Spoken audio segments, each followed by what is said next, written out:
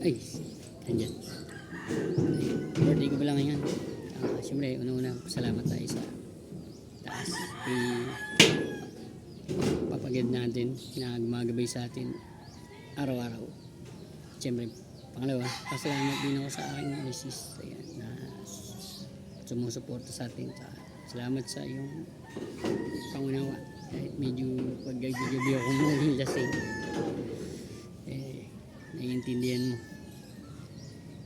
At papasalamat din ako sa magulang ng aking asawa.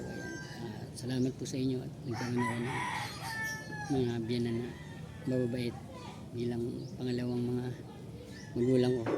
Salamat po sa inyong paalala lagi. At papasalamat din ako sa mga anak ko, sa dalawang anak ko na malalaki na, tsaka si Kay Kuray. Yan. Sana ko rin magsalita ka na, miss ni Papa yan. At sa mga kaibigan ko, maraming salamat din sa inyo. Tsaka yung kasama natin sa hanap buhay. Salamat sa inyo. Sa tiwala at tsaka tiwala rin naman ako sa inyo sa 3 taon natin magkakasama.